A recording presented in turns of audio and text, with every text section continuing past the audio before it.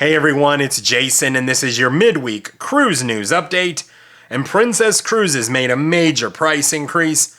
And I want to know your thoughts on this because I think it's to push people towards their all-inclusive packages.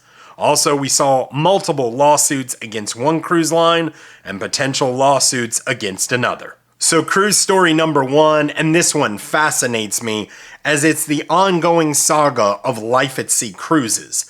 This was supposed to be a 3-year world cruise, and it just never happened because they couldn't get the funding to secure a cruise ship. Well, they were supposed to pay back passengers in all of January and February, installments. Well, thus far, they've missed 2 of those installments. Barely anybody's gotten any money back. So 78 passengers have sent a letter to the U.S. District Attorney for Southern Florida, and they want Life at Sea Cruises investigated for fraud. $16 million they're owed. Do you think they'll get any of this money back?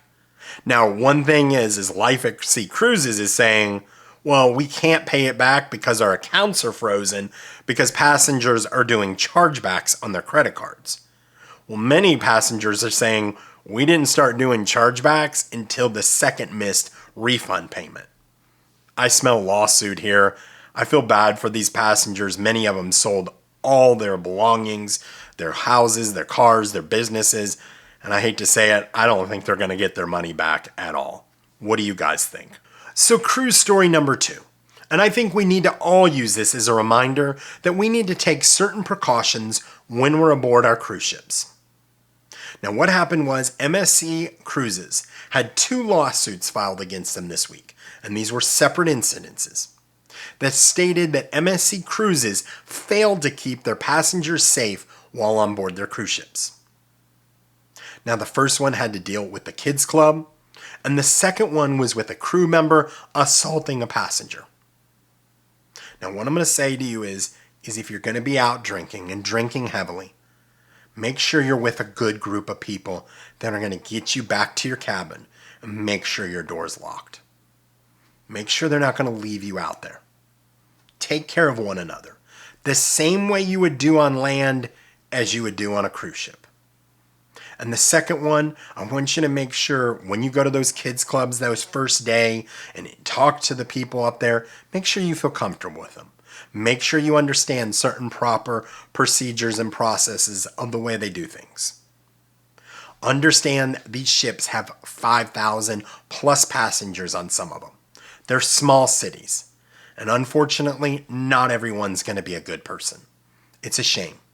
So use these incidences as just a precautions that you need to take when you're on your cruises. So cruise story number 2, and if you like to sail out of Jacksonville or have ever thought about sailing out of Jacksonville, you may have another option. So the CEO told the local paper there that there is another cruise line really excited about sailing out of Jacksonville. It would not be a Carnival ship, and it would actually be larger than the 2,400 passenger Elation cruise ship that's there now. So be interesting to see how that plays out. There is some rumors that it will be NCL. Do you like to sail out of Jacksonville? Let me know. So before I get to cruise story number 4, I would ask that you please like this video as it does help the channel grow.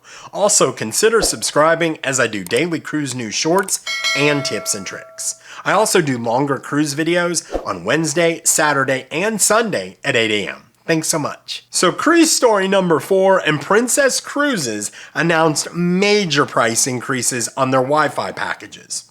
And I think it's an effort to push their all-inclusive packages even more so. So their single device Wi-Fi plan went up 65% from $14.99 to $24.99. And I would think the majority of people, that's what they get. And their 4-device plan went from $39.99 to $44.99. Now, if you look at Princess Plus, which includes the drink package, drinks up to $15, 15 drinks per day, has a few other little things that you can have with it, gratuities and Wi-Fi, $60 a day. If you look at it, Wi-Fi and gratuities is $43. So you're basically paying $17 for the beverage package and all those other things. just makes no sense not to do it. If you have to have a Wi-Fi. Now, if you don't have to have Wi-Fi, good for you. I have to. A lot of us do. Will this push you into one of those packages? Princess Plus, Princess Premium, if you use the Wi-Fi packages. Plenty of people don't, but I think it's making it more difficult to do Princess Standard and do the a la carte options. Love to know your thoughts on this increase by Princess Cruises. So I appreciate you guys watching. Next week, I'm going to be coming to you from a brand new cruise ship. No, it's not the Icon, but it'll only be a 6-week-old cruise ship. It's the first time we've ever been on this class of ship, and I can't wait to show it to you guys. Be on the lookout. I may try to go live. It'll just depend basically on the Wi-Fi coverage on that ship. So I do appreciate you guys watching. Thank you so much for the support. And until I talk to you next week, happy cruising.